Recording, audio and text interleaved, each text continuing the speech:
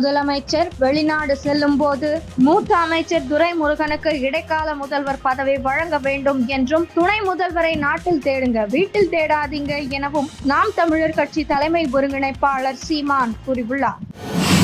பல்லு போன மூத்த நடிகர் என்று துரைமுருகன் கிண்டலுக்கு ஆளான நடிகர் ரஜினி, அமைச்சர் துரைமுருகன் எனது நண்பர், அவருடன் எனது நட்பும் தொடரும் என்று கூறியுள்ளார். நட்பு தொடரும் என்று ரஜினி சொன்னது பற்றி கருத்து கூறியுள்ள அமைச்சர் துரைமுருகன், நடிகர் ரஜினி பற்றி நகைச்சுவையாக பேசினேன். நகைச்சுவையை யாரும் பகைச்சுவையாக பயன்படுத்த வேண்டாம். ரஜினியும் நானும் எப்போதும் நண்பர்களாகவே இருப்போம் என்று தெரிவித்துள்ளார்.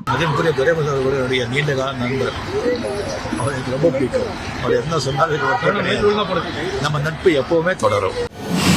பழனியில் நடந்த அனைத்துலக முத்தமிழ் முருகன் மாநாட்டில் சென்னையில் இருந்து வீடியோ கான்பரன்ஸ் வழியாக பேசிய அமைச்சர் உதயநிதி, திராவிடம் என்பது எல்லாருக்கும் எல்லாம் என்பதுதான்.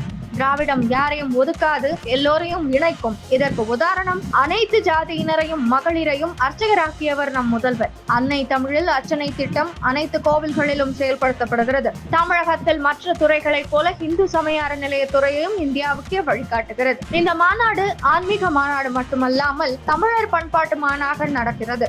ஆன்மீகத்தை எல்லாருக்கும் உடையதாக்கும் வகையில் நடக்கும் முருகன் மாநாடு வரலாற்றில் என்றென்றும் நிலைத்திருக்க போவது உறுதி என்று கூறினார்.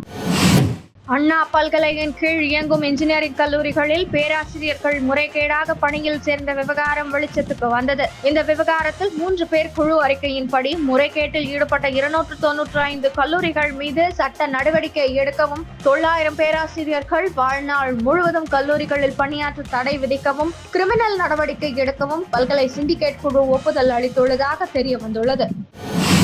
ஜம்மு காஷ்மீர் சட்டசபை தேர்தலில் தேசிய மாநாட்டு கட்சி காங்கிரஸ் இடையே தொகுதி உடன்பாடு இறுதி செய்யப்பட்டதாக தகவல் வெளியாகியுள்ளது. 90 இடங்களை கொண்ட இம்மாநில சட்டசபைக்கு வரும் செப்டம்பர் 18, செப்டம்பர் 25, அக்டோபர் 1 ஆகிய 3 கட்டங்களாக தேர்தல் நடக்கிறது. அக்டோபர் 4 ஓட்டு எண்ணிக்கை நடக்கிறது. இத்தேர்தலில் பிரதான மாநில கட்சியான ஃபரூக் அப்துல்லா தலைமையிலான தேசிய மாநாட்டு கட்சியுடன் தேசிய கட்சியான காங்கிரஸ் கூட்டணி அமைத்து தேர்தலை சந்திக்க முடிவு செய்துள்ளது. இதன்படி இன்று வெளியான அறிவிப்பில் தேசிய மாநாட்டு கட்சி 51 இடங்களிலும், காங்கிரஸ் 32 இடங்களிலும் மற்றும் இதர தோழமை கட்சிகள் 5 இடங்களிலும் போட்டியிடுவது என தொகுதி உடன்பாடு எட்டப்பட்டு இறுதி செய்யப்பட்டுள்ளதாக தகவல்கள் வெளியாகியுள்ளன.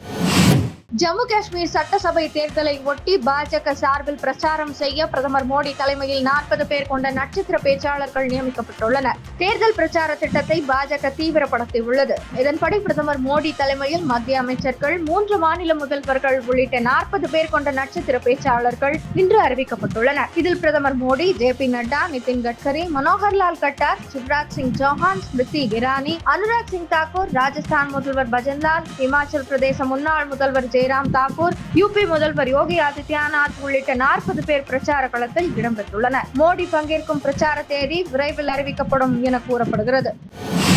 பிரதமர் மோடி போல தலைவர் வேண்டும். அவரது தேசிய நலன் தொடர்பான முயற்சிக்கு நல்ல பலன் கிடைத்து வருவதாகவும் சச்சிதரார் என்கிற அமெரிக்க வாழ் பாகிஸ்தானிய தொழிலதிபர் கூறியுள்ளார். அமெரிக்க அதிபர் தேர்தலில் போட்டியிடும் குடியரசுக் கட்சி வேட்பாளரான ட்ரம்ப் ஆதரவாளராக இவர் உள்ளார் என்பது குறிப்பிடத்தக்கது.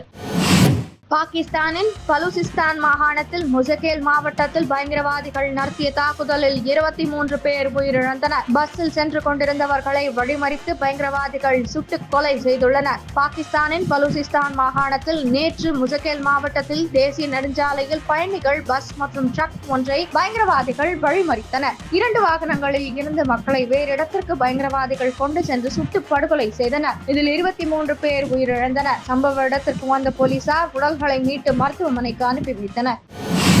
ரஷ்யாவின் செரடோவ் நகரில் உள்ள 38 மாடிகள் கொண்ட கட்டடம் மீது உக்ரைன் ட்ரோன் தாக்குதல் நடத்தியதில் பெண் உட்பட 4 பேர் காயமடைந்தனர். கடந்த சில தினங்களாக ரஷ்ய ராணுவ படைகளுக்கு உக்ரைன் அடுத்தடுத்து அதிர்ச்சி கொடுத்து வருகிறது.